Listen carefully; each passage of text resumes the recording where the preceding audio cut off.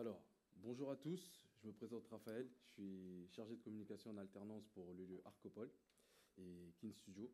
Donc aujourd'hui, nous sommes réunis pour un rendez-vous en bien-être et entreprise. Le titre de notre conférence aujourd'hui, ce sera la méditation au travail, présenté par notre intervenant Sylvain Ellenval, thérapeute, et qui fait partie aussi de l'association Holistique.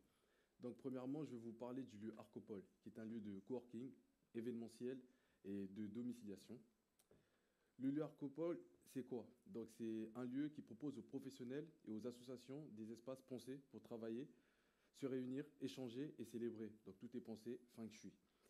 Nos espaces à louer, c'est les bureaux privés, espaces partagés, salles de réunion et d'événements. Premièrement, pour nos bureaux et les espaces coworking. Donc, nous avons Aperta. En fait, on a donné des noms à chaque bureau et chaque lieu. Donc, Aperta, c'est le lieu juste derrière que vous voyez en haut. C'est l'espace open space avec 6 postes.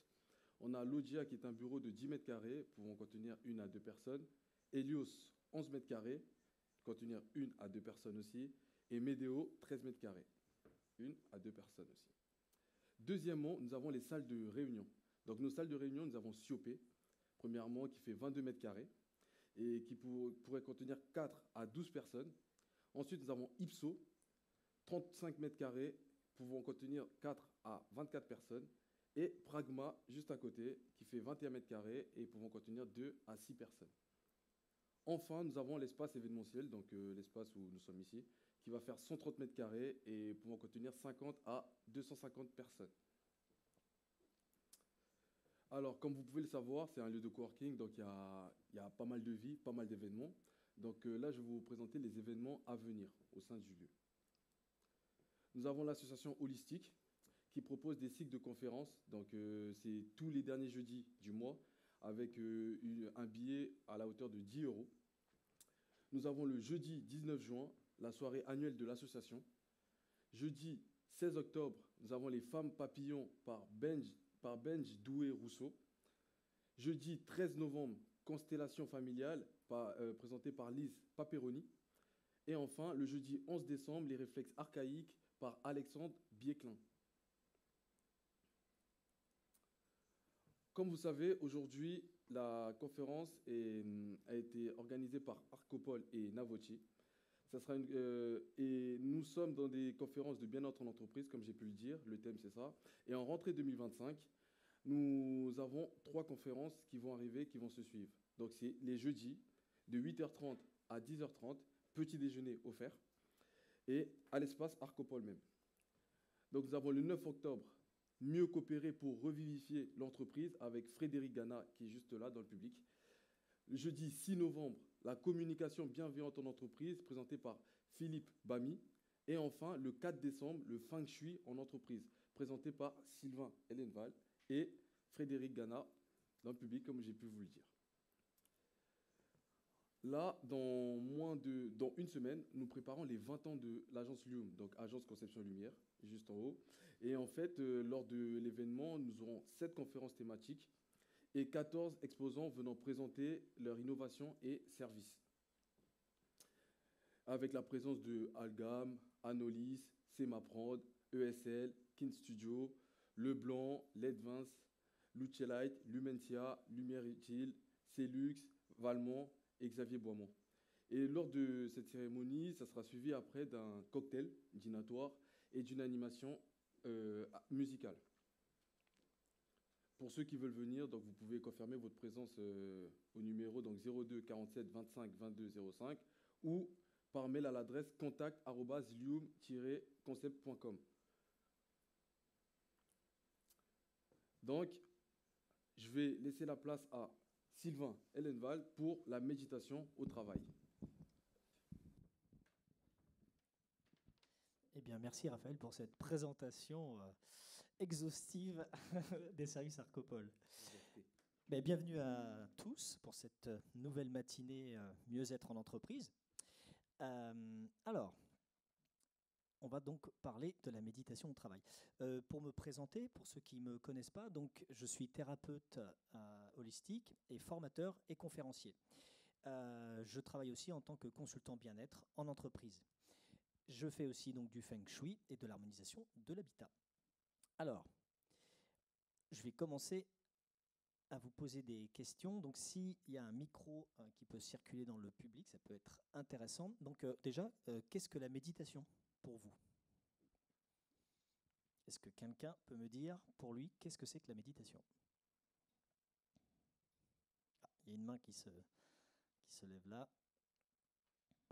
Alors, bon pour oui. moi, il y a plusieurs types de méditation. Oui. Il y a la méditation que j'ai pratiquée pendant de nombreuses années qui vise à élever à mon élévation spirituelle, c'est-à-dire à ma connexion avec le divin. Et aujourd'hui, je suis passée à un autre type de méditation. À mon sens, ce sont deux méditations qui sont complémentaires, mais qui sont un peu différentes. Celle que je privilégie aujourd'hui, c'est me connecter entre mon cœur, mon esprit et m'aligner avec ma véritable essence. Ok, donc c'est quand même hyper spirituel. Donc là, ça ne sera pas le sujet de la méditation aujourd'hui en entreprise. On ne sera pas dans la spiritualité. La connexion cœur-esprit, c'est pas spirituel. C'est vraiment, ça permet d'être aligné avec le flux de l'univers.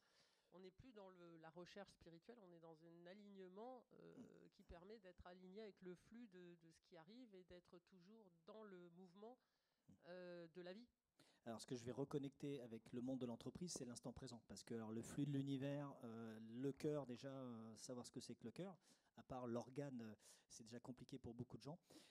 Moi, je vais vraiment orienter ça entreprise et vraiment simplifier pour justement montrer que la méditation, c'est quelque chose de simple et qui peut être très simple dans un milieu qui est a priori où on travaille.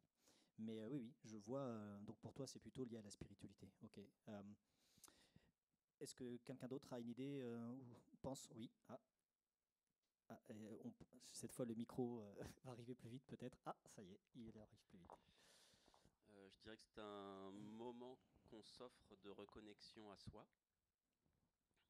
Un moment où on peut accueillir un silence un peu plus, une présence de silence, apaiser le bruit qu'on peut avoir en soi pour commencer à entendre nos signaux faibles, notre petite voix intérieure. Donc voilà.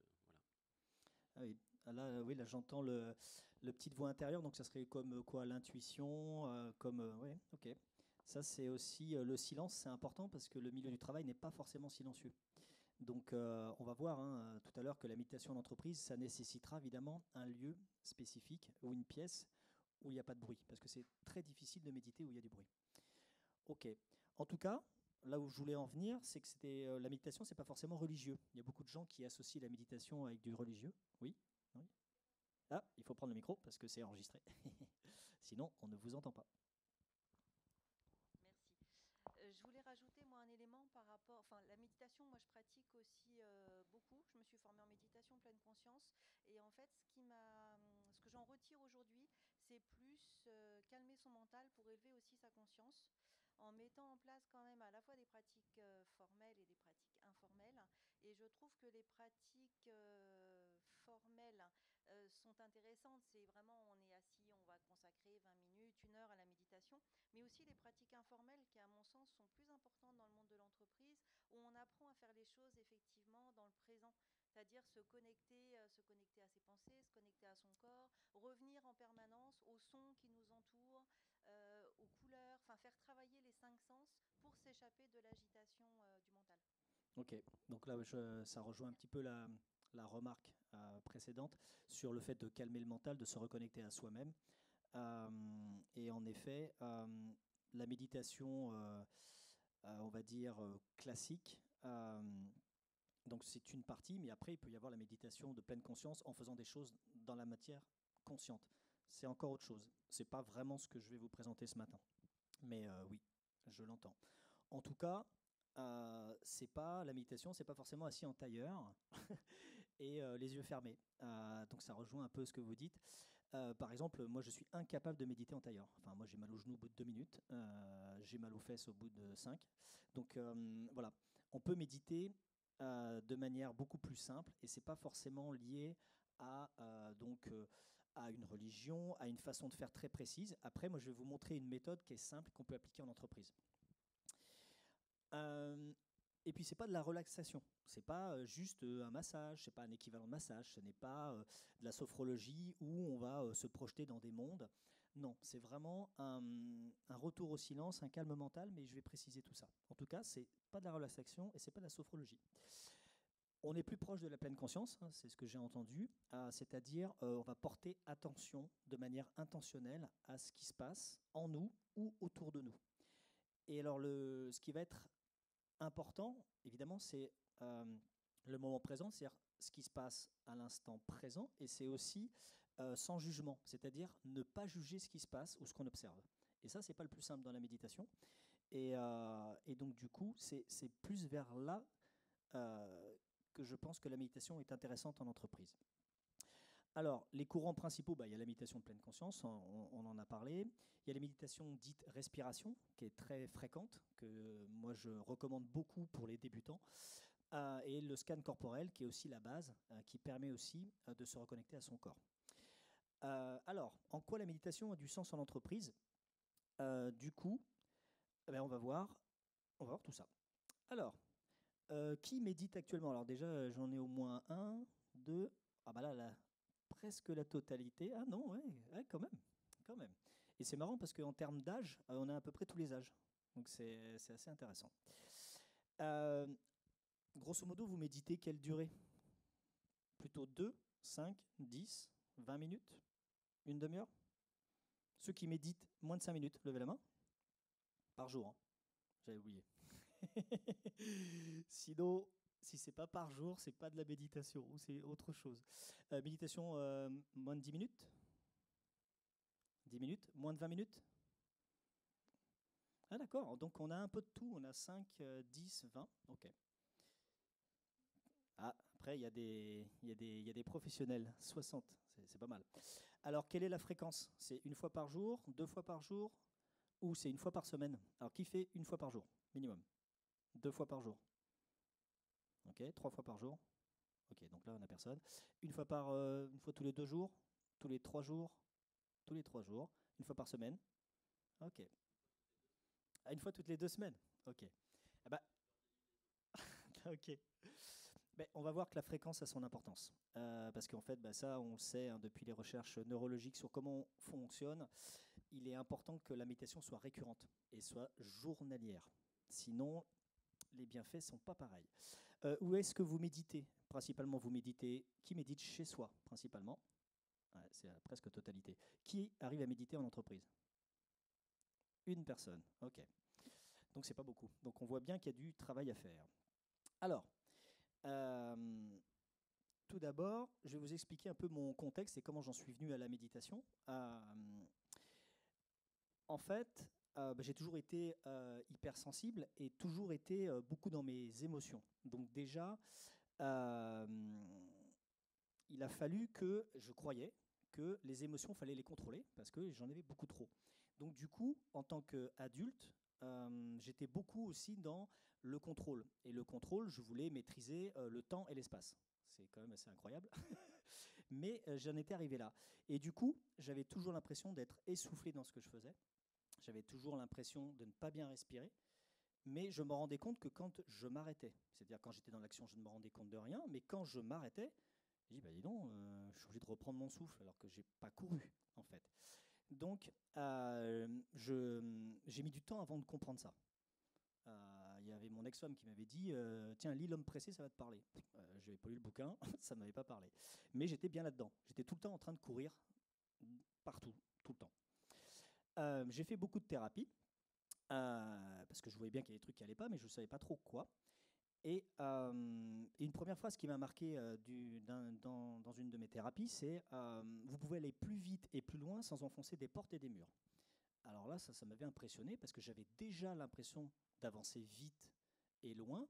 Et là, la personne était en train de me dire, mais peut-être que votre méthode, elle est très énergétique, elle vous fatigue, et peut-être vous pouvez faire différemment.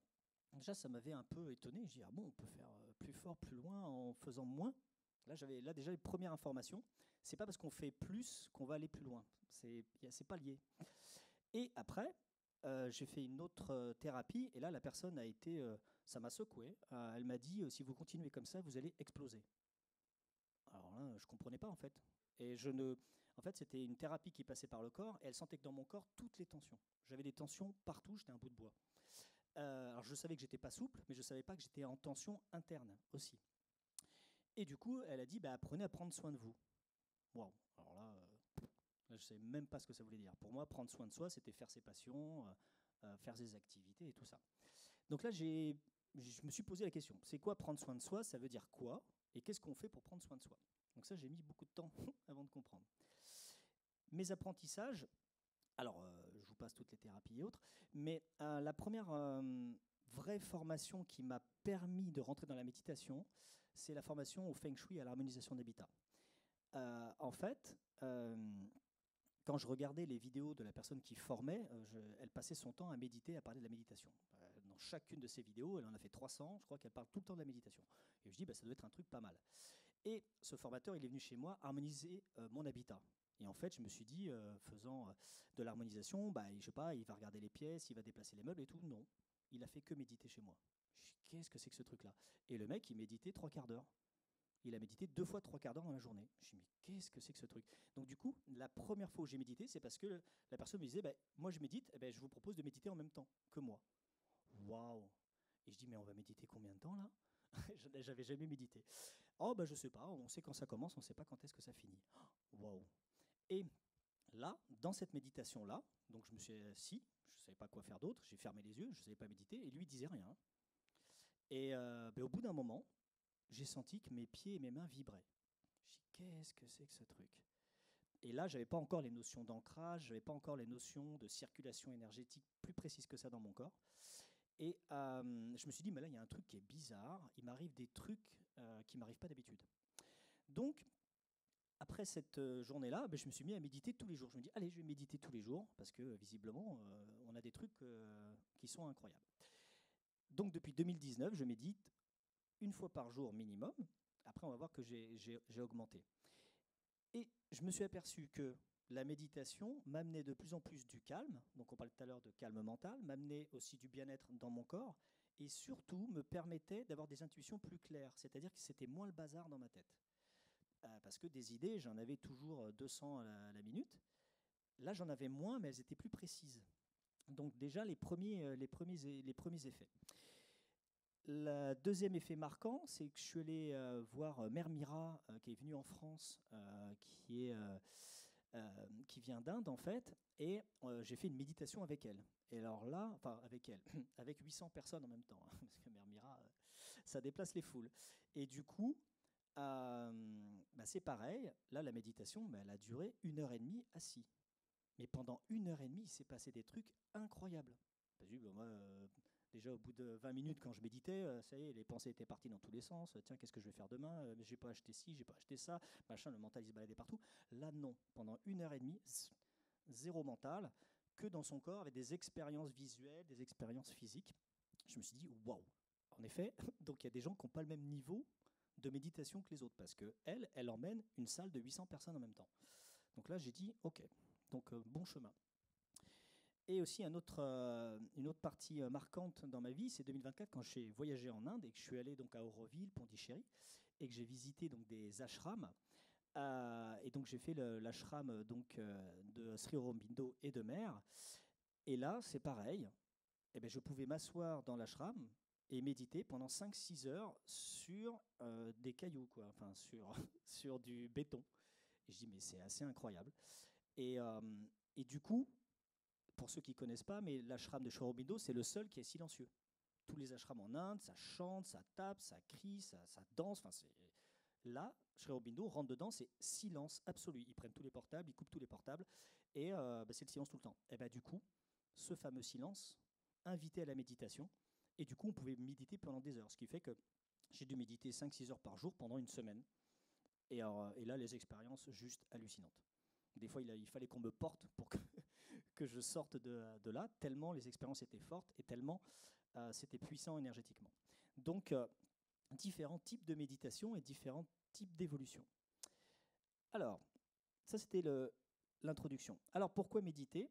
En effet, on l'a entendu, ça va être principalement pour travailler l'instant présent, c'est-à-dire ici et maintenant, c'est-à-dire ne pas être dans le passé, ni dans le futur, sachant que c'est pas simple, parce que notre personnalité, notre je, est en permanence en train d'expérimenter et voit par rapport au passé, et il compare par rapport aux expériences passées. Donc, ce qui fait qu'on est tout le temps en train de regarder par rapport au passé.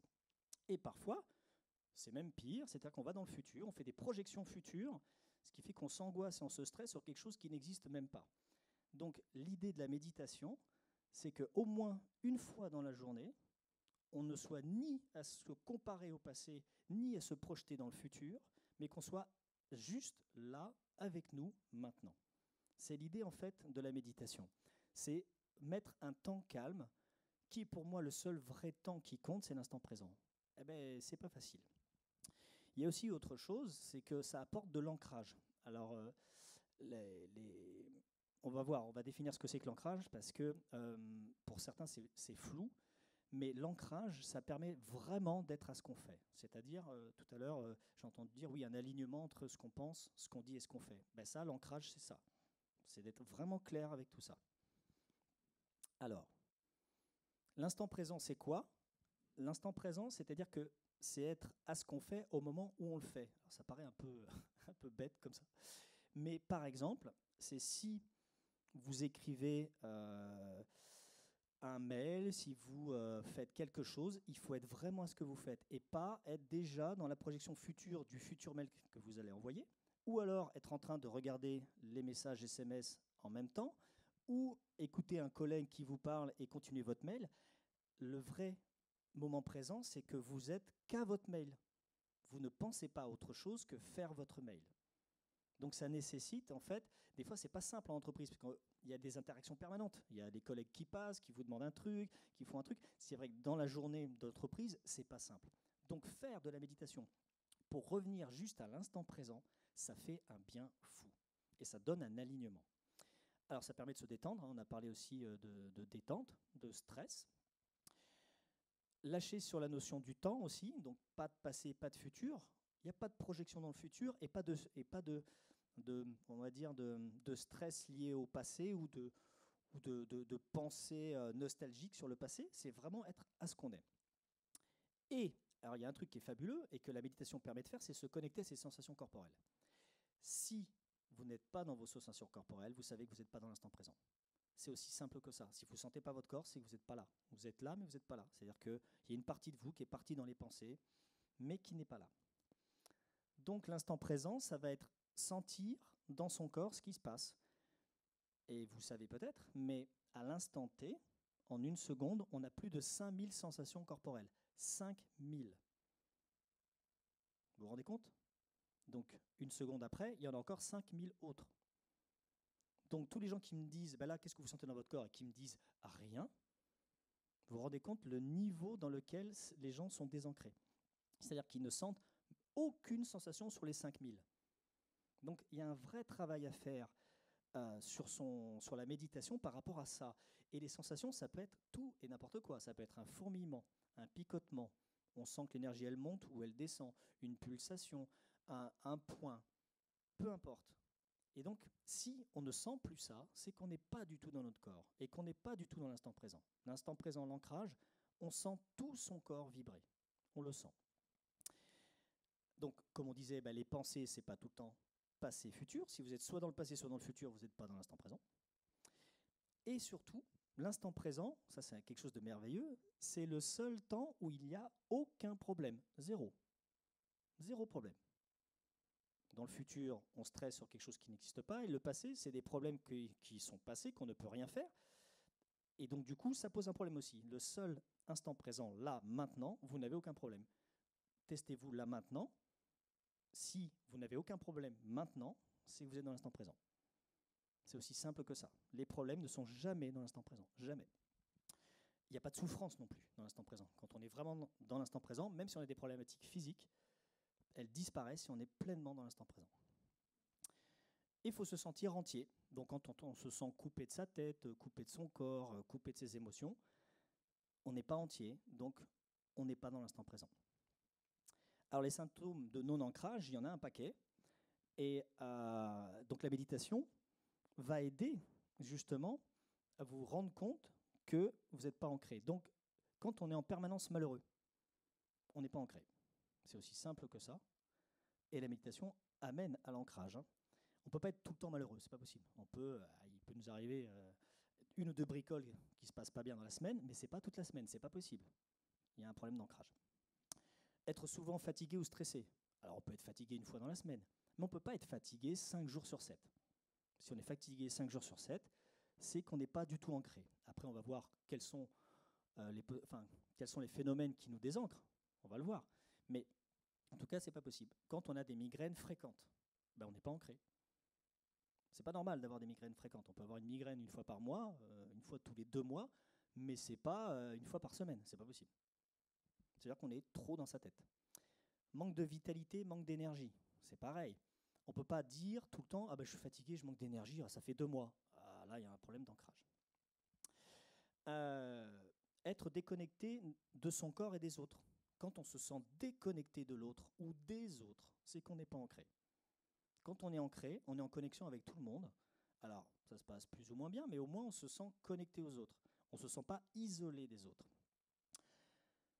Quand on est aussi dans la lune, en permanence, tout le temps à rêver, faire des projections, et à ne pas être vraiment là, vous savez, vous parlez à des gens, puis des fois, vous voyez, le regard, il s'en va.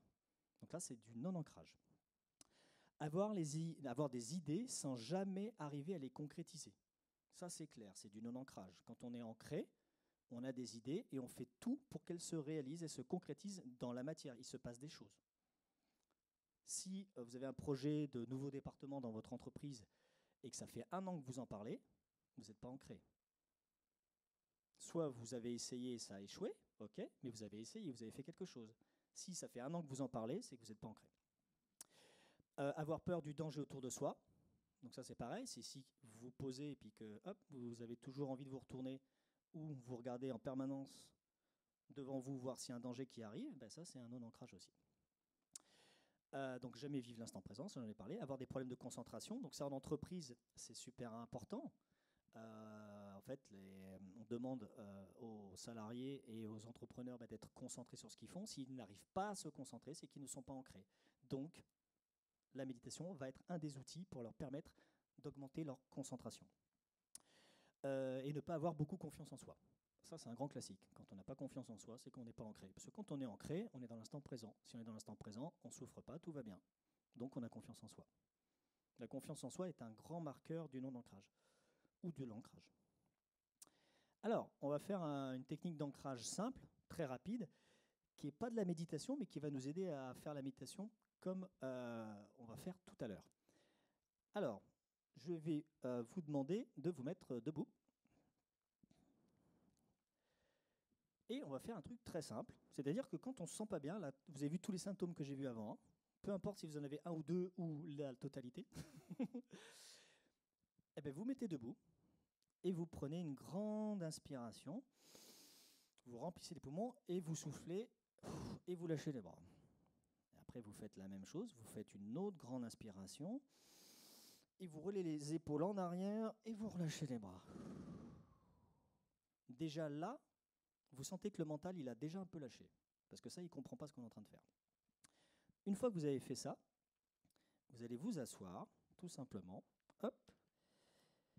Et vous allez vous poser. Alors, soit vous calez votre dos, soit vous ne le calez pas, peu importe. L'idée, c'est d'être plus ou moins droit, mais pas comme un piquet. On met une main comme ça sous le nombril. J'insiste, sous le nombril. Et une main au niveau du cœur et de la poitrine.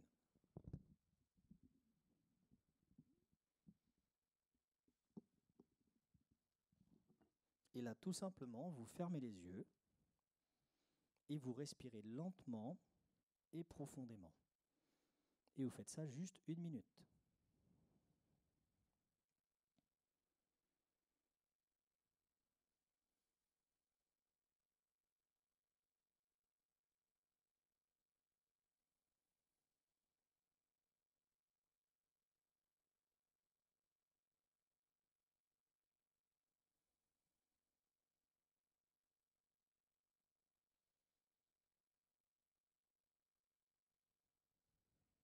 L'important est juste de respirer lentement et de mettre son attention sur la respiration.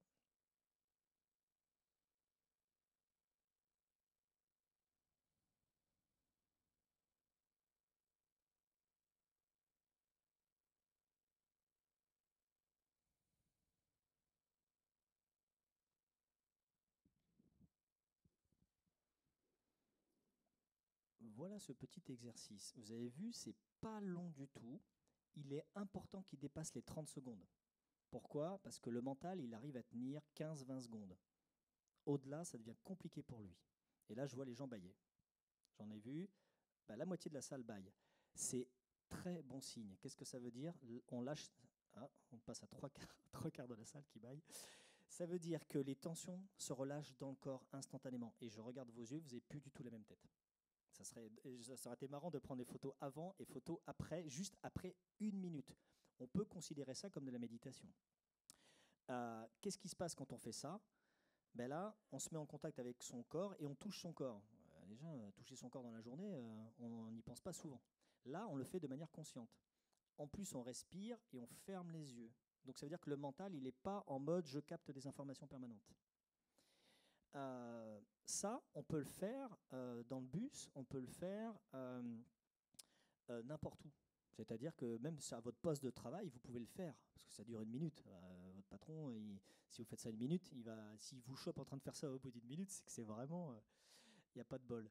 Mais cette technique-là vous permet de vous revenir à vous et de vous détendre instantanément. Okay? Cette méthode-là, elle marche avec tout le monde. Peut-être pas les psychopathes, je ne sais pas, je n'ai pas essayé. Alors, maintenant, je vais vous parler des techniques de méditation. On va faire une méditation là, mais je vais vous parler de la technique de méditation que je trouve la plus simple et la plus adaptée dans le milieu de l'entreprise. Alors déjà, une méditation, ce n'est pas debout, c'est assis. Et ce n'est pas couché. Couché, ce n'est pas de la méditation pour moi. C'est de la détente, c'est de la sophrologie, c'est ce que vous voulez, mais ce n'est pas de la méditation. Une méditation, c'est assis. Pourquoi? Parce qu'il faut une verticalité du tronc pour faire circuler l'énergie. Donc, on n'est pas obligé d'être en tailleur. Comme je vous ai dit, moi, si je me mets en tailleur, je suis capable de ne plus me relever au bout de 5 minutes. Donc, simplement, on est assis. L'importance d'avoir les pieds bien à plat au sol, et on verra tout à l'heure, Fred nous présentera des tapis pour méditer, ça aide. On met un tapis qui met directement à la terre, qui permet aussi d'enlever tous les problèmes électromagnétiques, électrostatiques instantanément. On n'est pas plié de partout, donc on essaie, moi souvent je cale mon dos, parce que j'aime bien avoir quelque chose dans le dos, mais on n'est pas obligé. On croise ni les jambes, ni les mains. Il est important de ne rien croiser. Qu'est-ce que j'ai d'autre? Verticalité, on ferme les yeux, on prend une grande inspiration, et la première, juste avant la méditation, on peut faire ce que j'ai fait faire tout à l'heure debout. Et on relâche, tout simplement. Donc voilà, ça c'est une position hyper simple que vous pouvez faire n'importe où. Et je vous invite à ne jamais méditer couché. Ce n'est pas de la méditation, c'est vous travaillez sur autre chose. Alors, on va faire notre première méditation. On va faire la méditation que j'appelle balayage corporel, qui est une méditation très simple, et on va faire ce qu'on appelle la pose du sac à dos. Vous allez voir qu'en entreprise, on en a bien besoin. Allez, c'est parti. Donc, je vous invite à bien poser vos pieds bien à plat, à décroiser tout et à être confortablement assis. Pas de tension inutile. Le dos droit, mais pas exagérément droit. Et je vous invite à fermer les yeux. On prend une grande inspiration par le nez et longue expiration par la bouche en se relâchant. Nouvelle grande inspiration par le nez et longue expiration par la bouche. Nous allons tout simplement nous détendre dans notre respiration. Prenons conscience qu'à l'inspire, notre ventre se gonfle et qu'à l'expire, notre ventre se vide. Prenons conscience que la respiration est toujours là, toujours présente.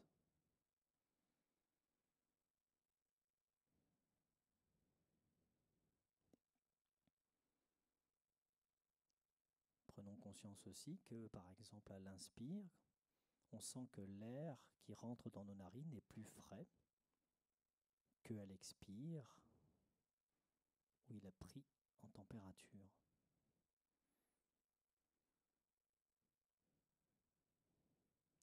Ne jugez pas cette attention ou cette remarque, juste faites le constat qu'il y a une différence de température entre l'inspire et l'expire.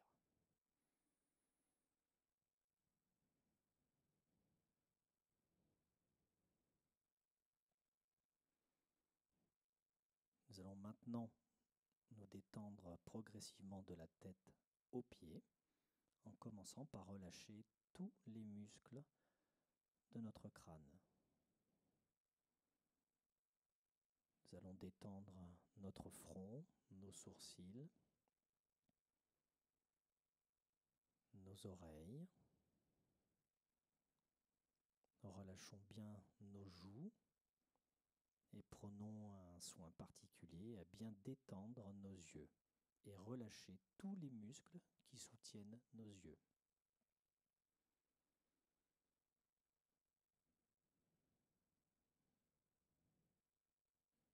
Relâchons nos joues et notre mâchoire. Relâchons toutes les tensions de notre mâchoire.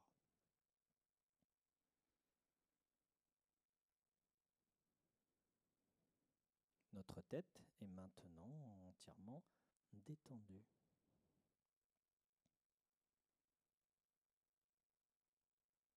Relâchons les tensions de notre cou et de nos épaules. Laissons bien tomber nos épaules.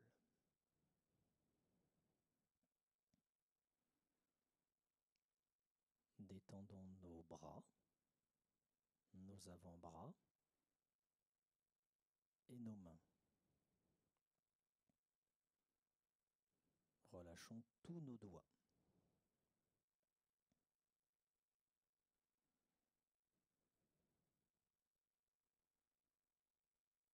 Détendons notre poitrine,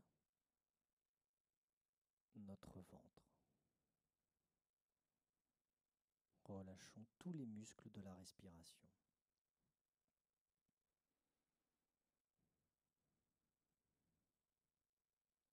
Détendons notre dos, le milieu et le bas de notre dos.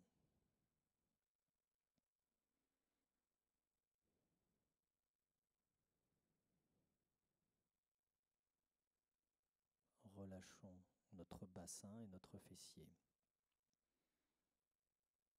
Et prenons conscience des points de contact de notre fessier avec la chaise ou le fauteuil. Est-ce que ces points de contact sont agréables? Est-ce qu'ils sont désagréables? Peu importe la sensation, ne la jugeons pas, juste nous prenons conscience de cette sensation.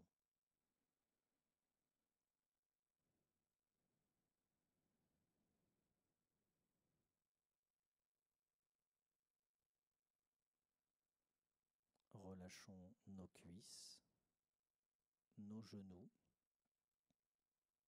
nos mollets.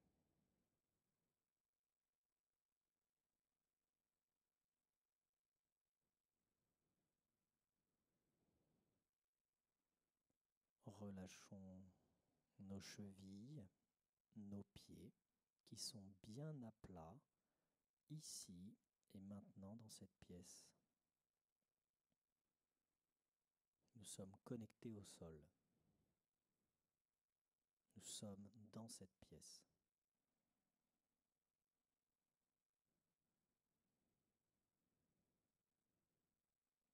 Nous sommes maintenant entièrement détendus de la tête aux pieds.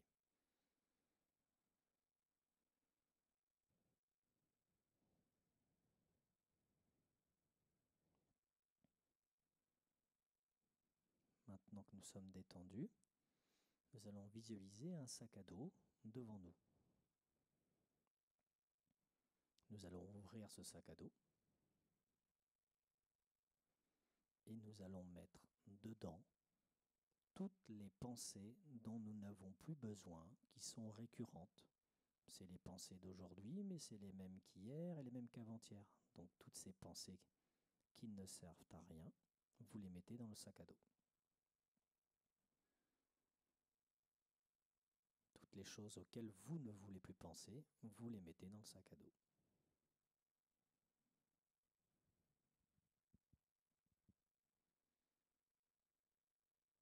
Une fois que les pensées sont dans le sac à dos, vous pouvez maintenant mettre dans le sac à dos toutes les émotions dont vous ne voulez plus.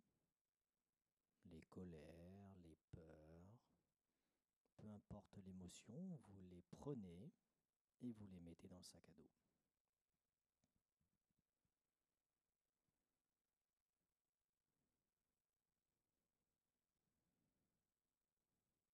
Une fois que les émotions sont dans le sac à dos,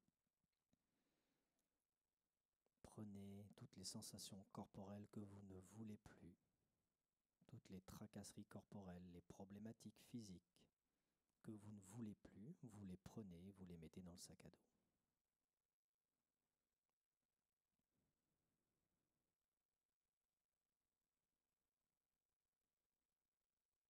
Le sac à dos peut tout recevoir. Il y a de la place. Une fois que c'est fait, fermez le sac à dos.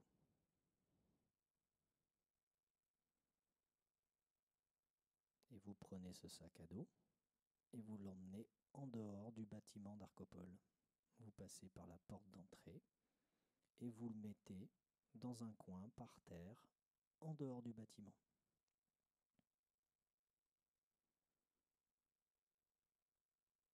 Une fois que le sac à dos est posé par terre, vous revenez dans la pièce.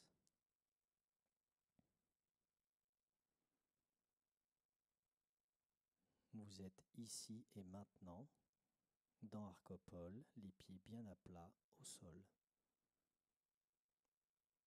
Vous pourrez ou non décider à la fin de cette conférence de reprendre le sac à dos, mais vous n'êtes pas obligé de reprendre le sac à dos.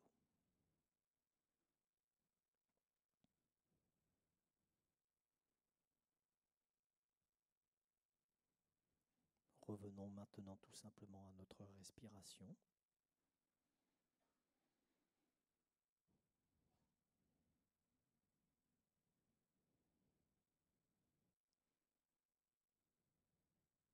Prenons une grande inspiration par le nez et une longue expiration par la bouche. Nouvelle grande inspiration par le nez et longue expiration par la bouche.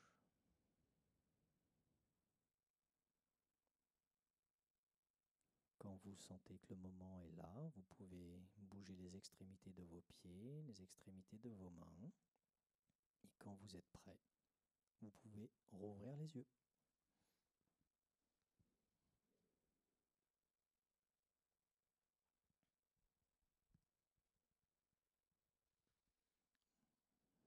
Ça rebaille un peu. Vous pouvez aussi vous étirer. Étirez-vous dans toutes les positions les plus bizarres qui existent, peu importe, c'est votre position. Ça fait du bien de s'étirer physiquement.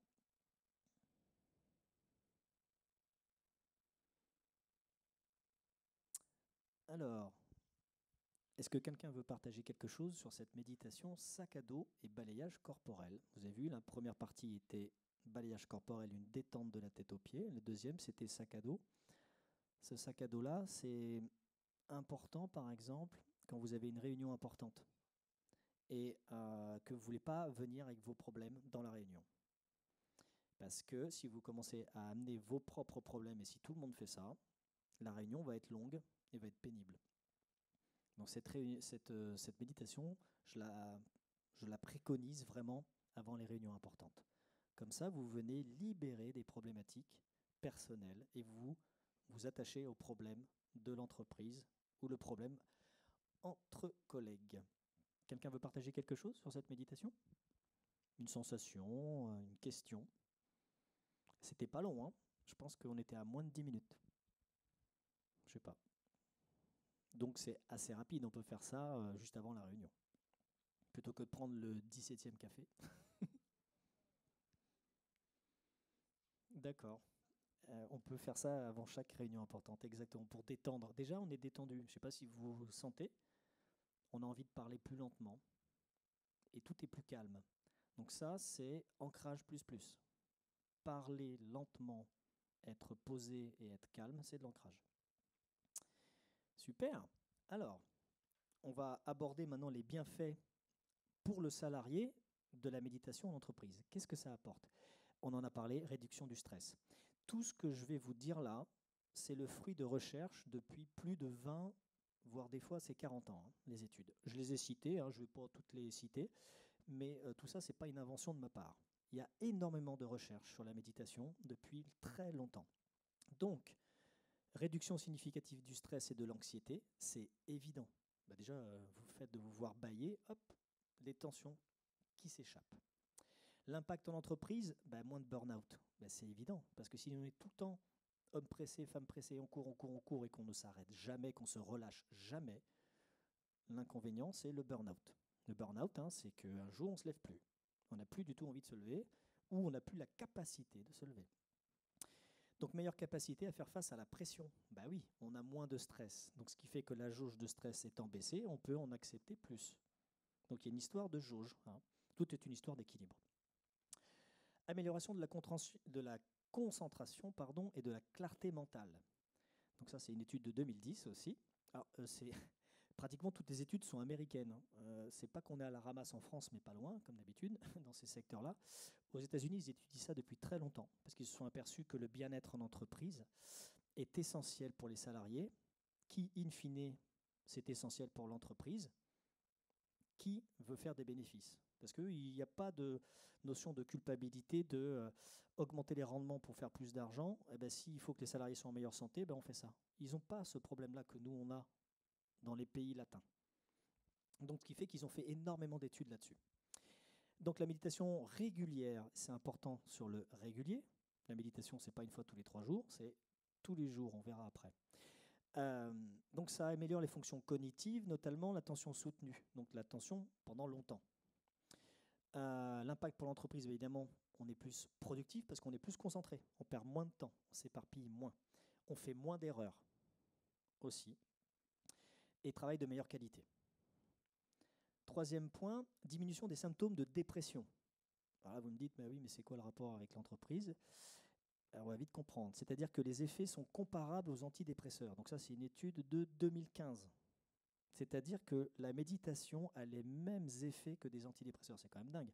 La France, qui est la championne du monde de l'achat d'antidépresseurs et d'anxiolytiques, on ferait bien de faire méditer les Français. Impact en entreprise, moins d'absentéisme. Oui, si vous n'êtes pas en dépression, vous ne faites pas des arrêts maladie. Donc, il y a plus de présence en entreprise. Alors, ça ferait du bien aussi à l'éducation nationale. Parce que ceux qui ont des enfants, ils s'aperçoivent que les profs, ils ne sont pas souvent là. Mais oui, on voit beaucoup de profs en dépression, en fait. Donc, la méditation leur ferait le plus grand bien. Meilleure santé mentale en général. Bienfait pour les salariés. Alors, 4e point, meilleure régulation émotionnelle. Alors, vous dites, c'est pareil, les émotions en entreprise. Oui, mais on peut difficilement faire sans nos émotions. Les changements observés dans l'amiygdale et le cortex préfrontal, c'est-à-dire c'est des régions liées aux émotions. Donc ça, c'est une étude de 2011. L'impact, c'est réduction des conflits interpersonnels. Alors ça, en entreprise, on sait. Ah oui, la collègue, t'as vu comment elle m'a parlé, t'as vu comment elle m'a regardé, t'as vu ce qu'il a dit, machin. Tous ces conflits-là, ça les diminue en fait, parce qu'on est moins dans nos émotions, donc on part moins vite dans les tours tout de suite. Et meilleure communication. Ça, la méditation, c'est quelque chose que j'ai remarqué, c'est que je communique mieux avec les autres depuis que je médite. Ça paraît bizarre, mais comme je suis plus calme, je suis plus à l'écoute. Et donc si je suis plus à l'écoute, je suis moins à vouloir toujours avoir raison. Vous savez, cette fameuse phrase, dans la vie, on a 2 choix, soit avoir raison, soit être heureux. On ne peut pas avoir les 2. Quand on a raison, en général, on n'est pas heureux. Et en entreprise, on veut toujours avoir raison de tout. C'est moi qui ai la solution, c'est moi qui fais mieux le bilan que toi, c'est moi. C'est pas la voie vers le bonheur. Satisfaction au travail, la pratique augmente le sentiment de bien-être général, c'est-à-dire qu'on ne sait pas trop, mais on est mieux, globalement. Donc cette sensation de bien-être général se répercute évidemment sur l'engagement professionnel, parce que si en entreprise on se sent mieux de manière générale, on a envie d'y rester. Et ça, avec les nouvelles générations de salariés Z, c'est hyper important parce que le turnover, c'est un turnover de dingue. C'est-à-dire que moi, quand je travaillais, quand j'ai commencé en 2000, les gens qui faisaient 2 métiers dans leur vie, c'était incroyable. Maintenant, la génération Z, ils en sont déjà à 2, 3, 4 jobs et ils vont changer souvent. Donc si on peut les capter en tant qu'entrepreneurs pour justement éviter qu'ils partent au bout de 2 ans de formation et qu'ils aillent ailleurs, si vous leur proposez du bien-être et de la méditation qui fait qu'ils se sentent mieux au travail, vous n'allez pas investir pour rien. Vraiment, les générations Z, le truc number one qu'ils veulent, c'est vraiment le bien-être.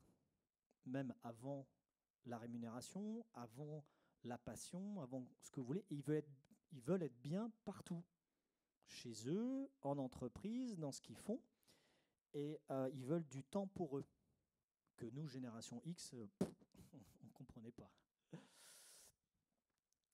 Hop. Les bienfaits pour l'entreprise. La réduction de l'absentéisme, donc ça on l'a dit. Les salariés sont mieux, donc ils ont moins de stress, moins de maladies psychosomatiques. Alors, les exemples, il y en a plein. Des exemples ayant intégré la méditation, type Google, Intel, ont apporté des baisses d'absentéisme et d'épuisement professionnel. Et là, ils ont des chiffres, en fait. Il y a des études là-dessus. Donc, Google, ils rigolent pas avec les salles de repos, avec les... D'ailleurs, je ne sais pas si vous avez vu des images assez incroyables de ces salles, où tout en couleur, avec des poufs, ils peuvent même travailler par terre, coucher. Ils ont vraiment poussé le truc très, très loin. Amélioration du climat social, donc meilleure écoute, comme je vous disais, parce que comme on est plus calme, on est plus à l'écoute. Moins de tension interpersonnelle, esprit d'équipe renforcé, climat de travail plus sain, moins de turnover. C'est vraiment, pour moi, le turnover, ça va être le challenge des entreprises du futur, parce que si la génération après Z, je ne sais même pas comment on va les appeler, la génération A, ça sera encore plus comme ça. Ils auront plus besoin de bien-être. Productivité accrue. Alors ça, pareil, une étude encore américaine montre que la hausse de 62 minutes de productivité hebdomadaire en moyenne par employé grâce à la méditation. 62 minutes, c'est énorme en fait. C'est 1 heure par jour. C'est-à-dire que si vous travaillez 7 heures, c'est comme si vous travailliez 8. C'est incroyable pour une entreprise, ça. Alors la France, actuellement, en termes de rendement, je ne sais pas où on en est. Je sais qu'il y a une dizaine d'années, la France était championne du monde du rendement au travail avec le Japon. Bon, le Japon, c'est devenu une catastrophe. Ils sont en train de s'enfoncer dans une crise incroyable. Nous, on est les prochains. Mais la productivité augmentée d'1 heure dans la journée, ça fait quoi? Ça fait du 20%. C'est incroyable quand même. Donc voilà, ça, c'est des études américaines qui montrent ça. L'image de l'employeur valorisée. Alors ça, c'est aussi toute l'image des entreprises type Google et autres. On propose des programmes de bien-être, la méditation sont perçus comme plus attractives et notamment par les jeunes générations, comme je vous disais. Oui, si vous avez une entreprise et que vous avez une salle dédiée au repos ou simplement au jeu ou à la méditation, ça donne peut-être envie de rester plus chez vous. Parce qu'il y a une notion de, je vous dis, l'argent n'est pas directement lié à leur envie de rester dans l'entreprise. Il n'y a pas que ça. Alors, les effets croisés entre bienfaits pour les salariés et bienfaits pour les entreprises, par rapport au stress. Donc le salarié, réduction notable du stress. Donc ça, c'est un bienfait pour lui. Pour l'entreprise, moins d'absence et de burn-out. Clairement. Pour la concentration, on améliore l'aspect cognitif du salarié, ce qui fait que la productivité est améliorée pour l'entreprise.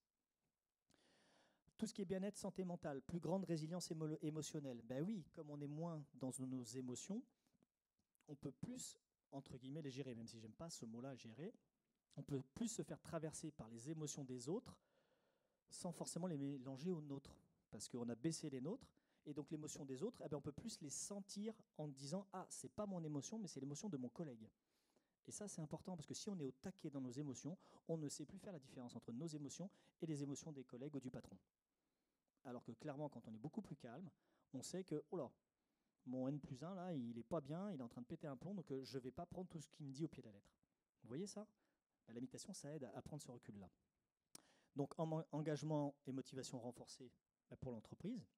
La communication, relation plus harmonieuse à l'intérieur avec les équipes, entre elles, ce qui fait que le climat social est apaisé. Alors, il n'y a rien de pire que dans une entreprise quand tout le monde se tire dans les pattes. J'ai un exemple d'une entreprise locale que je ne citerai pas, où tous les salariés passent leur temps à souffler. Ah, ça fait chier. Ah, mais c'est encore. Ah, j'ai même pas commencé la journée que déjà les emmerdes commencent.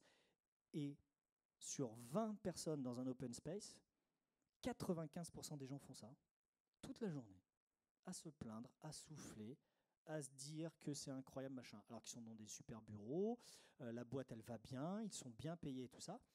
Sauf que ils passent leur temps à se plaindre. Ce qui fait qu'à la machine à café, alors là, c'est encore pire. Tu t'imagines pas encore le machin, ce qu'on m'a dit, ce qu'on a fait, ce que machin. Et ce qui est hallucinant, c'est qu'ils ne voient même plus les problèmes. C'est-à-dire que quand ils disent oui, bah, j'ai trop de boulot, je ne peux pas m'en sortir, c'est incroyable. Bah, le DRH, il entend ça, il embauche du monde. Et en embauchant du monde, eh ben, personne donne son boulot à la personne qui a été nouvellement embauchée, ce qui fait que le nouveau embauché n'a rien à faire. Et là, on se dit, alors vous dites que vous avez trop de travail, on embauche quelqu'un et vous ne lui donnez pas de boulot parce que vous ne voulez pas lui donner. Il n'y a plus de cohérence entre ce qu'on dit, ce qu'on fait et ce qu'on... Ah, donc, les gens sont contents dans leurs problématiques. Donc là, clairement, il y a un vrai boulot à faire. Mais là, ça veut dire qu'il y a une prise de conscience à avoir des salariés sur leurs propres problématiques et sur qui ils sont eux-mêmes. Ils ne savent même pas qui ils sont. Ils ne savent même pas quel réel problème ils ont. Ils n'ont que des problèmes. Ce n'est pas possible. On ne peut pas avoir que des problèmes.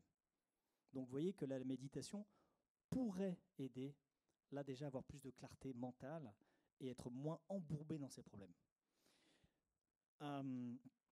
Performance, meilleure prise de décision pour la personne, donc sur son projet elle-même, mais aussi rendement global augmenté de toute l'entreprise. Donc vous voyez que tout le monde y gagne en fait. Vraiment tout le monde y gagne. Pourquoi ? Pour 10 minutes dans la journée. Et si on gagne 1 heure de performance, donc ça fait déjà 50 minutes de gagner. Les autres bienfaits, qui eux sont pas palpables directement, mais qui pour moi sont hyper importants. Ça modifie physiquement votre cerveau. C'est-à-dire que le cerveau, en fait, là, il y a une image avec des télomères. Télomères, c'est les petits chromosomes. Et vous voyez, les télomères, c'est des parties jaunes en haut et en bas des chromosomes. Plus on vieillit, donc plus nos cellules se répliquent, plus ces télomères raccourcissent. À chaque duplication, ils raccourcissent. Bah, je vous le donne en mille. Hein. Si un chromosome il diminue, c'est que ça ne va pas bien. Au bout d'un moment, la date limite arrive. Que fait la méditation ? Grâce au prix Nobel 2009 sur les travaux sur le télomérase, eh ben, la méditation limite l'effet de l'âge. Donc, plutôt que d'acheter des crèmes qui ne servent à rien sur la limitation de l'âge, eh ben, méditez. Moi, c'est un truc que j'ai toujours remarqué. Les gens qui méditent, ils paraissent 10 ans plus jeunes que leur âge. Vous n'avez jamais fait gaffe, ça ?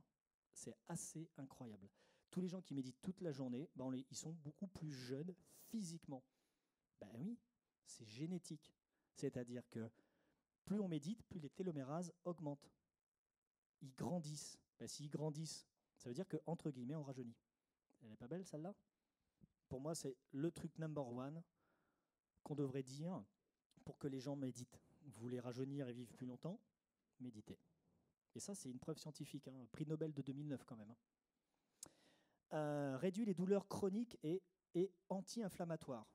Donc, on a dit antidépression, anxiolytique, mais aussi ça. Donc, tous les problèmes de dos récurrents, les problèmes d'articulation, toutes les douleurs chroniques. Hein, les Français se plaignent du mal de dos. Je ne sais plus, je crois que c'était 60% des Français qui se plaignent du mal de dos. Eh ben, méditation. Augmente la santé cardiovasculaire. Baisse de la fréquence cardiaque et de l'hypertension. Ben, ça, je l'ai remarqué. Quand on a fini la méditation, vous étiez tous plus posés, plus calmes. Je pense que vous avez dû baisser votre rythme tous cardiaque de 10 à 15 points. Facile. Eh ben évidemment, si notre cœur il bat moins, on tire moins sur la machine. Augmentation de l'immunité.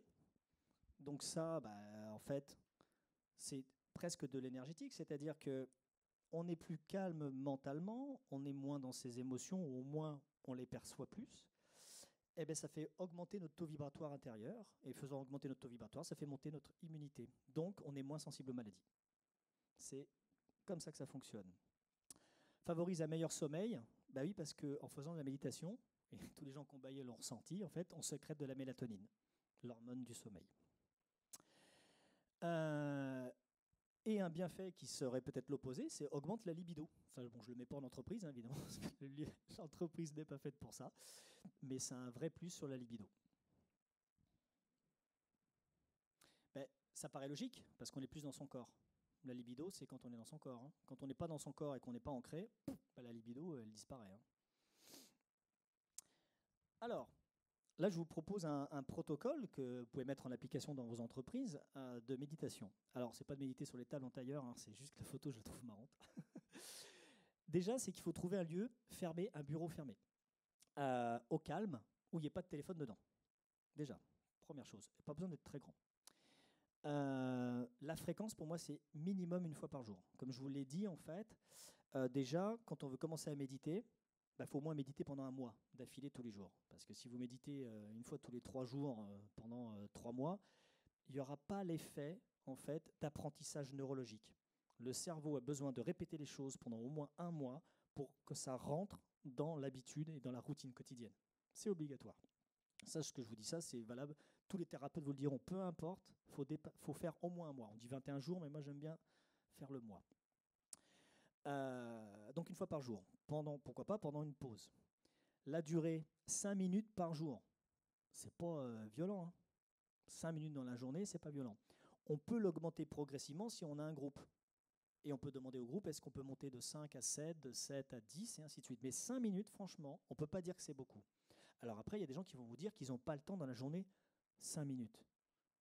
Là, ça veut dire qu'il y a une autre problématique, c'est une problématique sur la gestion du temps. Si vous n'avez pas 5 minutes dans une journée pour méditer, c'est qu'il y a un problème. Que ce soit en entreprise ou de manière personnelle. En tant que thérapeute, je vois beaucoup de gens et je leur dis, vous pouvez quand même prendre 5 minutes le matin. Ah non, mais moi avec les enfants, les machins, vous vous levez 5 minutes plus tôt. Et là vous dites, mais non, mais je me lève super tôt. Oui, si vous dormez 5 minutes en moins, avec tout ce que vous allez gagner en méditation, c'est rien. Donc c'est là où on voit que le mental raconte n'importe quoi. Le mental dit qu'il ne peut pas prendre 5 minutes dans sa journée pour ne rien faire. Et c'est là où on voit que le mental est très fort. Il vous fait croire des trucs dingues que vous ne pouvez pas prendre 5 minutes pour vous dans la journée. Parce que n'oubliez pas que le mental, votre ego, vous pousse à être pressé et à faire tout très vite tout le temps. Parce que si vous êtes là-dedans, vous êtes en mode stress. Vous êtes passé, futur. Et lui, il adore ça parce que lui, il n'est que dans le passé et dans le futur. Donc il ne veut surtout pas que vous soyez dans l'instant présent. Si vous êtes dans l'instant présent, il est perdu parce qu'il ne sait même pas ce que c'est que l'instant présent. Et donc lui, ça le met en panique. Parce qu'il ne sait pas comment réagir. Ok ? Donc c'est un combat, hein, je le dis, la discipline, ça n'arrange pas du tout le mental, la méditation. Pas du tout, du tout, du tout. La période, ça j'insiste beaucoup, la méditation est une préparation à l'action. Ça, cette phrase est hyper importante, surtout dans le milieu de l'entreprise. Vous ne méditez pas après votre réunion parce que vous étiez trop stressé, parce que votre patron il vous a mal parlé. C'est trop tard. Il faut méditer avant la réunion avec le patron, pas après. Après, vous allez être trop énervé, vous n'allez pas pouvoir méditer. Donc, c'est avant la bataille. Toujours avant la bataille.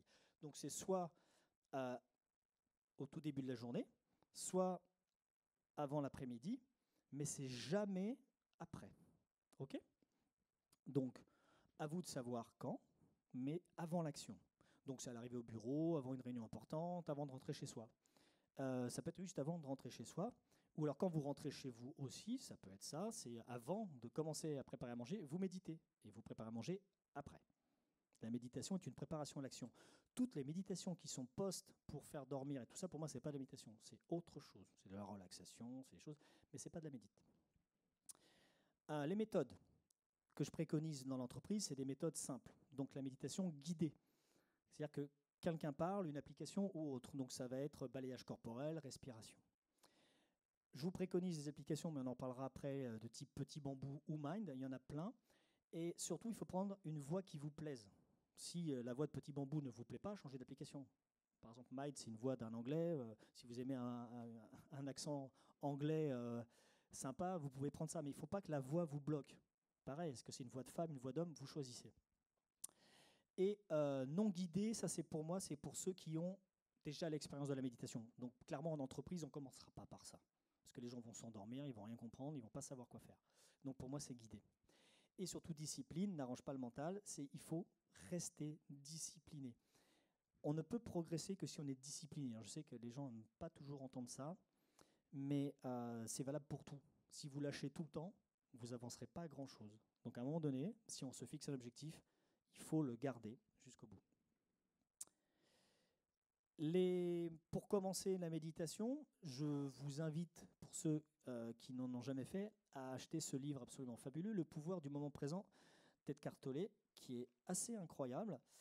Il y a 80% du truc qu'il dit dans ce livre qui est absolument super et qui parle de ça, justement, du moment présent, de la puissance du moment présent. La création n'existe que dans l'instant présent. Elle n'existe pas dans le passé ni dans le futur. Donc, si vous n'êtes pas dans l'instant présent, vous n'allez pas pouvoir créer. La création, c'est vraiment là-dedans. Donc, dans l'entreprise, si vous voulez être créatif, il faut être dans l'instant présent. Les applications, comme je dis, donc Petit Bambou, Mind, c'est des applications gratuites. On n'est pas obligé de les avoir payantes. Vous savez, je crois que Petit Bambou, les 7 premières méditations sont gratuites. Vous les faites tourner en boucle. En plus, c'est souvent des balayages corporels ou des respirations. Et puis, si vous ne savez pas trop comment faire et que vous avez une entreprise, je vous invite à faire appel à des consultants comme moi. Et puis voilà, je visite l'entreprise, je visite les lieux, je regarde, je discute un peu avec les salariés et on voit comment on peut faire et comment on peut s'organiser pour préparer un instant dans l'entreprise pour justement préparer vos salariés et pour qu'ils soient plus dans le bien-être, quoi. Donc voilà les différentes possibilités. Eh bien, on va terminer sur une méditation, parce qu'on est un peu là aussi pour ça. Donc, je vous invite à vous mettre en position de méditation. Donc, comme on a dit tout à l'heure, assis. On décroise tout. Et on se détend. Je vous invite à fermer les yeux. Et à prendre une grande inspiration par le nez. Et longue expiration par la bouche.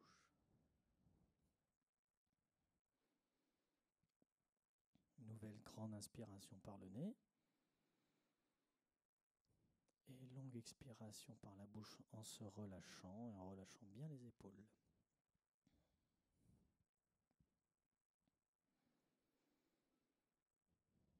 Nous allons tout simplement nous détendre dans notre respiration.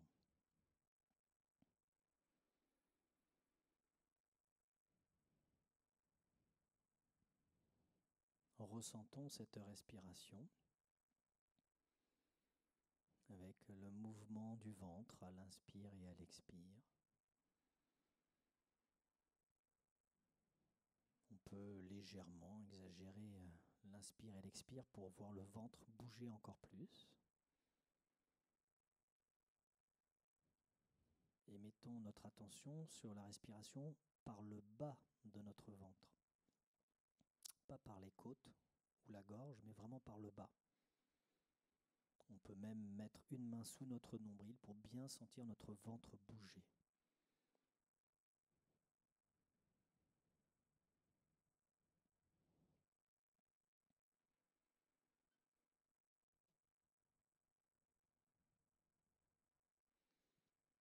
Nous allons faire un balayage corporel pour nous détendre de la tête aux pieds, en commençant par relâcher toutes les tensions de notre visage, de notre crâne, et particulièrement bien relâcher nos yeux.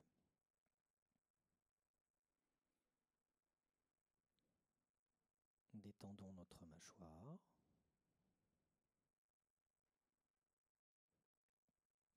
Relâchons notre cou et nos épaules.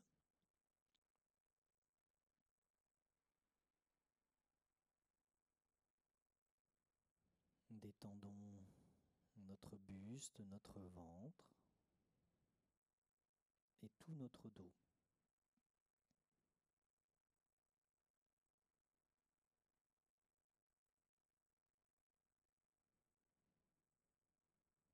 Relâchons nos bras, nos avant-bras, ainsi que nos mains qui sont posées sur nos cuisses.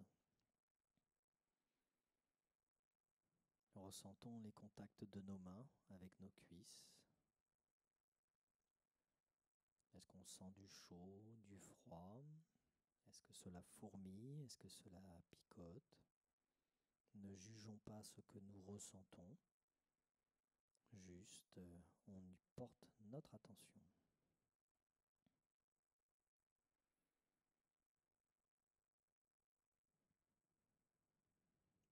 Relâchons notre bassin,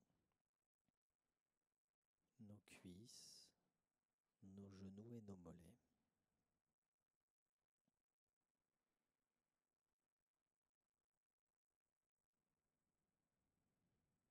Relâchons nos pieds.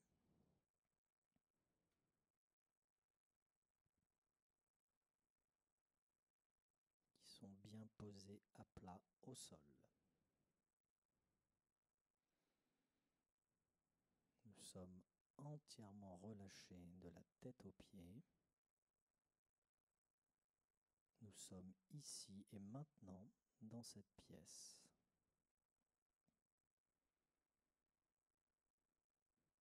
Nous pouvons prendre conscience des bruits qui nous entourent, de la ventilation, des machines. Nous pouvons peut-être entendre des pas, des bruits à l'extérieur. Prenons conscience de notre environnement sans le juger, juste nous le décrivons. Nous l'appréhendons avec nos sens.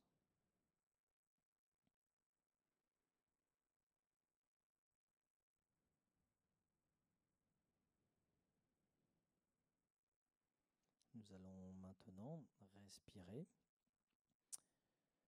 et bien prendre la conscience de la respiration qui se fait dans tous nos poumons, du bas du poumon jusqu'en haut. Ressentons cette respiration.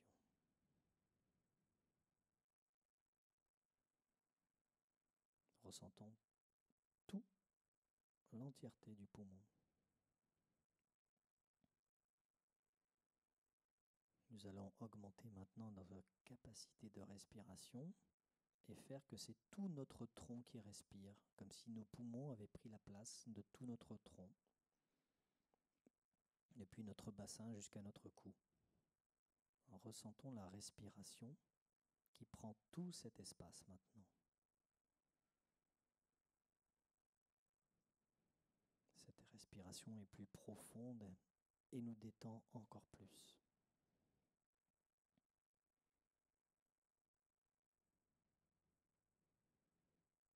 Nous allons maintenant inclure dans notre respiration notre tête et nos jambes, ce qui fait que tout notre corps respire comme si c'était un seul poumon. Ressentons l'inspiration par tous les pores de notre peau. Notre corps respire à l'unisson. Et cela développe nos capacités respiratoires.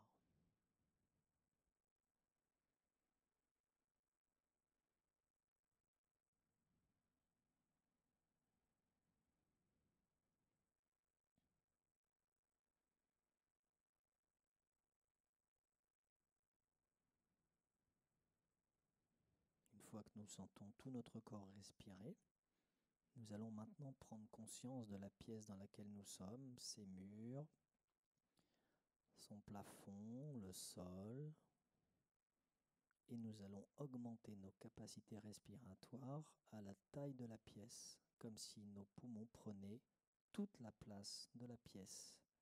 Donc nous respirons à l'extérieur de la pièce.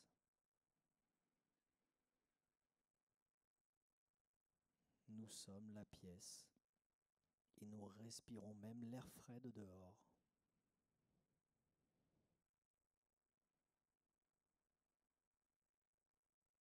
Notre capacité respiratoire a fortement augmenté.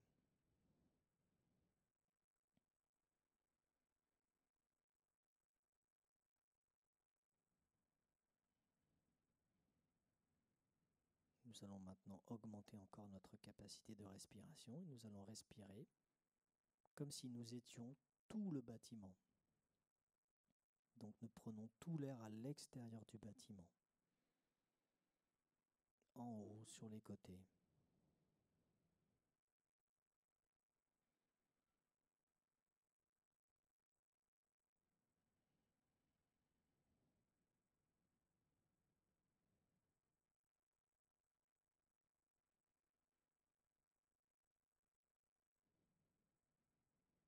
dans cette respiration, nous nous détendons de plus en plus.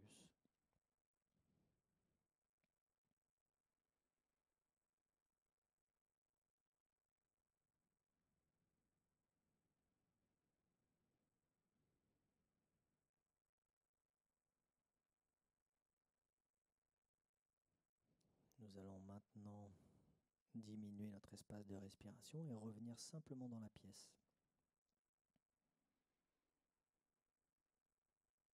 Donc on respire à l'extérieur, mais aussi dans le couloir, dans les autres bureaux.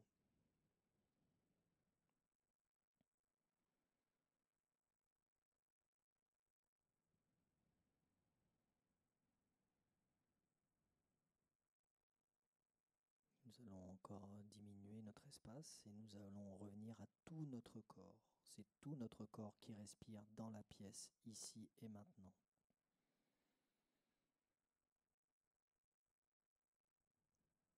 Sentons comme notre corps vibre et vivant, qu'il se passe tout un tas de circulations à l'intérieur, des mouvements de fluide, d'énergie, de vibration. Nous sommes une vibration.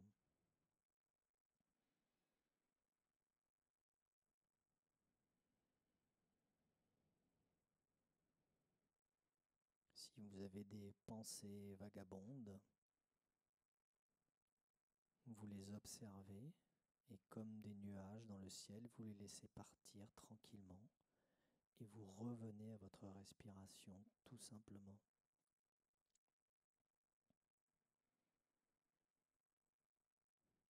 Il est normal d'avoir des pensées parasites. Dès qu'on prend conscience de ces pensées parasites, revenons tout simplement à notre corps et à notre respiration.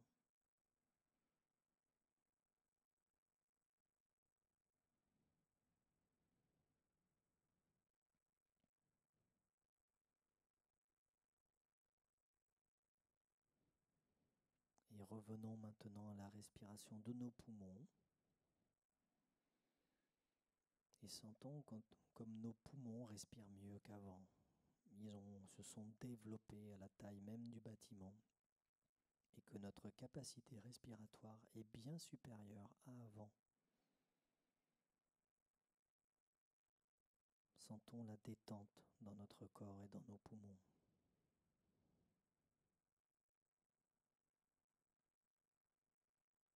Sentons notre corps vibrer, vivant.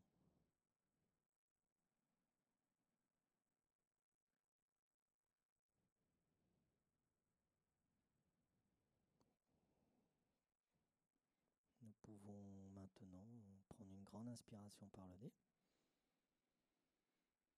et une longue expiration par la bouche. Nouvelle grande inspiration par le nez. Et une longue expiration par la bouche. Nous pouvons bouger les extrémités de nos doigts, de nos pieds et ouvrir les yeux quand nous sommes prêts. N'hésitez pas à vous étirer au besoin.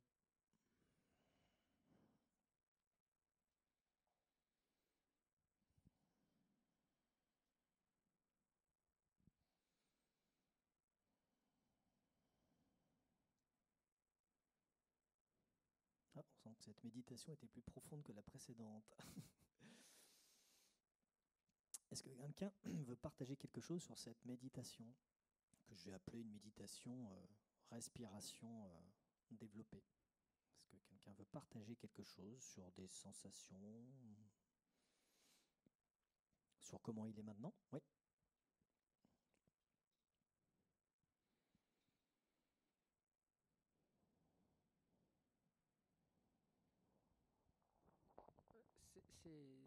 C'est intéressant de prendre conscience de son corps et surtout de la mise en vibration de tous les fascias du corps quand on fait ce type de méditation qui est en fait une méditation assez enfin, je veux dire, que tout le monde peut faire en n'ayant jamais pratiqué avant. Et néanmoins, ça met en vibration tout le corps, tous les fascias, donc ça ramène de l'énergie, de la circulation énergétique, et ça ramène une sorte de capacité d'adaptation, de la souplesse intérieure. Et Enfin, c'est ça, c'est oui. ce que j'ai ressenti. Voilà. Ouais, merci pour ton partage. Et c'est vrai que j'ai souvent entendu dire par des profs de yoga, la souplesse, c'est la vie. Moins on est souple, plus c'est compliqué. Alors j'ai toujours eu du mal à entendre cette phrase-là, parce que moi qui suis souple comme un bout de bois, je me suis dit, bon, j'ai du travail à faire. Et donc j'ai appris le yoga, hein, qui est pas mal, et j'ai appris aussi le Qigong récemment. Merci Philippe Bamy qui nous fera une prochaine conférence. Et j'avoue que je me retrouve plus dans le Qigong d'ailleurs, par rapport à la respiration et par rapport à la détente. Le yoga, c'est pas toujours tant simple pour moi. Je trouve qu'il y a des tensions qui sont compliquées, alors que le Qigong, je ressens pas cette tension-là. Donc c'est juste pour dire qu'en effet, l'important c'est de sentir son corps et de se sentir vivant. Parce que des fois, quand on est trop dans notre tête, on sent plus la vie qui est à l'intérieur de nous. Et là, je dirais, c'est syndrome de désancrage. Et c'est là où on commence à perdre notre créativité, à perdre notre intuition, et ça commence à être le bazar au niveau de la tête. Parce que moins on est ancré, moins on est vraiment dans le sol, plus la tête tourne vite. Et franchement, la tête qui tourne vite, ça aide pas beaucoup. Parce que les vraies bonnes idées, on les a grâce à notre intuition, et on les a ici. On les a pas dans notre tête. Alors elles passent par la tête, mais l'important c'est d'être calme dans son corps. Et les idées, on en a peut-être moins, mais elles sont beaucoup plus riches et beaucoup plus percutantes quand on est beaucoup plus calme. Tu voulais poser une question, non? Non, je te voyais la main. Non. Est-ce que quelqu'un veut partager quelque chose? Ah, notre futur conférencier veut partager quelque chose. Un apport, un apport relativement à cette expérience de détente, de calme, pour complémenter l'accompagnement que tu fais. Ce qui peut être très simple aussi, c'est de, par exemple, être focalisé sur l'inspire et l'expire. Et expirer 2 fois plus que je n'inspire. Parce que l'idée, c'est que pour faire le plein, il faut faire le vide. Et c'est bien parce qu'une tasse est vide qu'elle peut contenir ce qu'elle contient. Donc cette idée d'ouvrir de l'espace à l'intérieur de soi va être accompagnée par faire le vide. Exactement quand on parle de faire le vide mental pour un retour au calme. Donc en effet, expirer 2 fois plus que je n'inspire. Il y a plein de respirations qui accompagnent ça. Ça, c'est la première chose. Et la deuxième chose, c'est juste un clin d'œil à propos du Qigong. C'est que oui, en effet, tu utilises beaucoup le mot ancré, désancré, ancrage. Et ça, pourquoi pas, nous avons expérimenté un bateau. Et pour moi, l'ancrage, c'est plutôt une métaphore maritime. Mon focus, moi, c'est plutôt une métaphore terrestre. Moi, je parle plus d'enracinement. Donc l'encre, je la jette à la mer. Les racines, c'est ce qu'il y a sous la plante de mes pieds et qui me relie au centre de la terre pour être en lien avec les forces telluriques. Et deux, de prendre cette idée que je suis un arbre au bord d'une rivière, immobile comme l'arbre, en mouvement et en fluidité à l'intérieur comme la rivière. Et ça, c'est un support de méditation, de s'enraciner, les pieds dans la terre et la tête dans les étoiles. Et quand on sait, dans la reliance à la nature, que les arbres sont des piliers énergétiques, et que, par exemple, enserrer un arbre en se promenant dans une forêt, et se connecter à l'arbre, c'est vraiment sentir la vie, et l'arbre a pour le sang de notre corps la sève de son tronc. Voilà, c'était juste ça pour aider parfois à se relier. Et j'ai bien aimé ta remarque sur vider, parce que c'est une règle de base du Feng Shui, une des règles fondamentales. Enfin, il y en a 2, enfin, on va dire 3, mais en effet, c'est vider. On ne peut rien faire si on ne vide pas. Donc il faut vider ces espaces, il faut vider ces maisons de tous ces objets qui ne servent à rien, qu'on n'utilise jamais. Et on ne pourra faire de nouvelles choses que si on vide d'abord les anciennes. C'est très très dur de vider une maison, c'est extrêmement dur. Et donc ça prouve bien que plus on a du mal à vider sa maison, plus on a du mal à se vider soi-même. Et donc évidemment, c'est hyper important, vider. pour pouvoir mieux remplir avec de nouvelles choses. Donc, d'où l'intérêt de déménager, parce que ça nous pousse à vider, exactement. Donc là, voilà, c'est un petit clin d'œil, en effet. Le vide est hyper important, parce que quand on vide sa maison aussi, on se vide mentalement, on se vide nos émotions. C'est super important. Ben voilà, j'espère que cette... J'avais une dernière petite question. Il y a une question, pardon. Hop. Du coup, tout à l'heure, tu disais qu'il fallait méditer en étant assis ou debout, enfin bref, les pieds sur terre. Pourquoi finalement on ne peut pas le faire allongé, étant donné que la méditation, ça passe beaucoup par l'intention, l'imagination et les ressentis physiques finalement qu'on peut avoir aussi allongé? En fait, parce qu'on a remarqué qu'on donne une information au corps que je suis allongé et que donc c'est pour dormir. Donc le fait, tu donnes une information allongée, ah ok, ben c'est en mode dormir. Eh ben, le mode dormir, c'est pas le mode méditatif. Le mode méditatif est un mode actif, contrairement à ce qu'on pourrait croire. Et donc l'actif, c'est soit on est assis, soit on est debout. Après, méditer debout, c'est chaud, on peut le faire en pleine conscience et on peut se balader en pleine conscience tout en ayant les yeux ouverts et méditer, c'est-à-dire on prend conscience de tout ce qu'il y a, des pas qu'on fait, ce qu'on appelle une marche consciente. Chaque pas, je sais ce que je suis en train de faire. Ça, c'est de la méditation. Mais on est debout. Et le corps, il se dit, bah là, je ne dors pas. La méditation, c'est une action. C'est une action de vide, c'est une action de vider, c'est une action de s'ancrer. Et le fait d'être allongé, bah, tu donnes une information contradictoire. Donc le cerveau, il est perdu et il ne sait plus s'il dort ou s'il agit. C'est pour ça que j'invite vraiment les gens à ne surtout pas s'allonger en méditant. Pour moi, si vous voulez vous allonger, c'est pour faire de la relaxation, mais ce n'est pas de la méditation, pour faire de la sophrologie, pour partir dans des mondes. Et c'est pour dormir, pour se déstresser, mais ce n'est pas de la médite. La verticalité de la colonne vertébrale est hyper importante, parce que ça crée aussi une connexion tertielle, tu le disais Philippe tout à l'heure, qui est essentielle. Mais quand on est allongé, alors qu'au moins quand on a le dos droit, ça circule. Oui. Est-ce que la cohérence cardiaque, c'est une forme de méditation ou c'est différent? Moi, je pense que c'est une forme de méditation. Cohérence cardiaque, c'est quand on a un petit point qui se balade. Ouais, moi, je pense c'est franchement très très proche. J'aime beaucoup. Pour moi, c'en est une.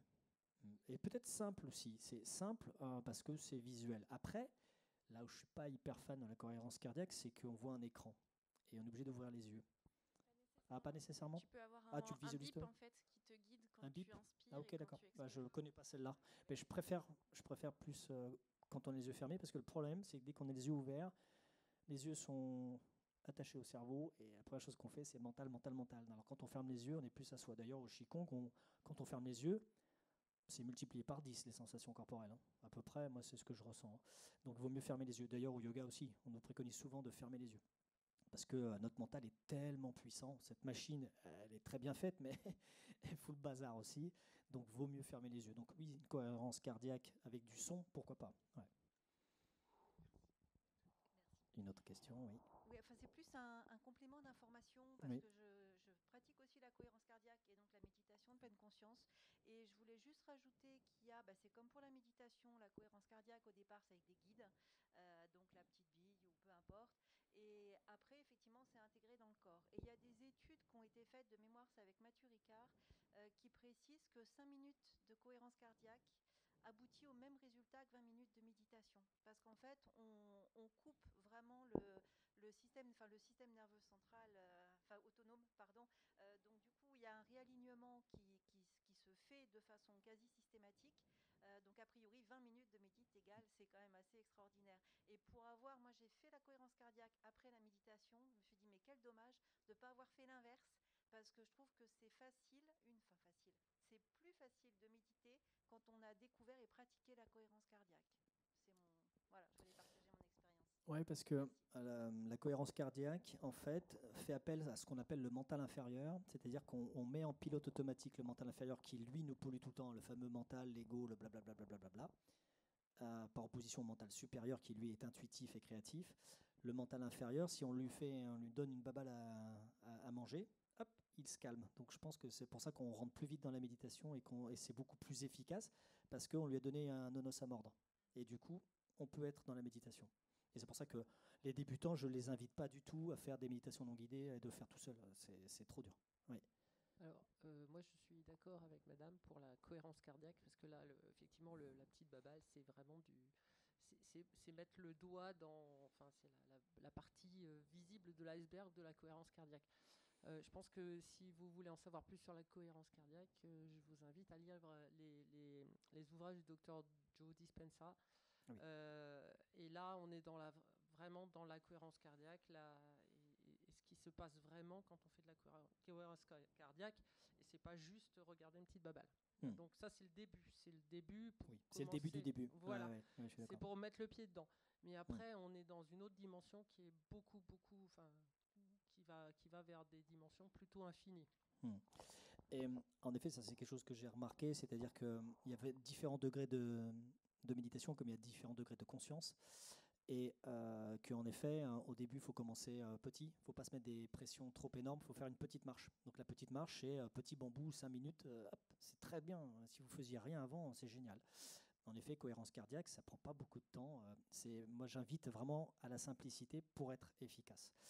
Et il est évident qu'en se développant et en développant sa conscience, on va trouver des outils de plus en plus perfectionnés, et qu'après, la cohérence cardiaque va avoir ses limites parce qu'on voudra atteindre d'autres états de conscience modifiés et qui fait que voilà, on va travailler soi-même, et soi-même on va se faire son propre guide. Tiens, je vais arriver là, je vais faire telle chose là. En entreprise, en effet, la cohérence cardiaque, je pense, peut être intéressante parce que c'est rapide. Après, j'aime bien faire de la vraie méditation parce que c'est un vrai boulot. Un vrai boulot. Et du coup, ça oblige à nous-mêmes gérer notre propre mental inférieur. Notre propre... voilà. Est-ce que vous avez d'autres questions? Ah, une question ici. On remarque que l'efficacité du micro s'améliore avec les questions. Oui, je voulais revenir sur l'ancrage à la terre et le tapis que tu as présenté tout à l'heure. Le tapis de mise à la terre permet effectivement soit en s'asseyant dessus ou en posant ses pieds à plat dessus, en chaussettes ou pieds nus, permet de se connecter à la terre de façon bioélectrique et de décharger son stress, d'une part, et toute la partie électrique, stress électrique, notamment lié à notre environnement domestique ou au travail, mais ça permet également à la Terre de nous irriguer des énergies et des informations qui nous sont nécessaires en tant que cellules filles de la Terre-mère, entre guillemets. Donc il y a à la fois un enjeu de décharge, mais aussi un enjeu de nourrissement. Voilà. Et c'est vrai que c'est une manière il y a beaucoup de gens dans la société occidentale qui manquent d'ancrage, qui se sentent un peu hors sol, etc., du fait effectivement d'une présence, d'une activité mentale excessive. Et ça permet de poser le corps dans un espace qui lui est compatible et bienveillant, quoi. Et oui, pour l'expérimenter, moi j'ai une pièce où je médite. Alors j'invite toujours aussi à méditer dans la même pièce, parce qu'il se crée un ancrage justement du corps. Il sait que quand je suis là, je médite. Donc ça crée une habitude. Et en effet, je mets toujours mon tapis pour faire ça. Pour l'avoir vu en entreprise, le tapis peut faire peur parce que les gens ne comprennent pas ce que c'est. C'est juste un tapis en tissu bleu raccordé à un fil. Et c'est vrai que je pense que c'est déjà un deuxième niveau, le tapis. Le premier niveau, voilà, pour ne pas faire peur, à se dire oh là, c'est quoi ce truc ésotérique. Alors c'est absolument pas ésotérique en plus, c'est vraiment purement électrique. Ouais, j'ai eu pas mal de questions sur ce tapis. Mais alors que ça vaut rien, et c'est franchement hyper précieux. Merci pour ton partage. Est-ce qu'on a encore une autre question? Non, c'est bon? Eh bien, on va en rester là.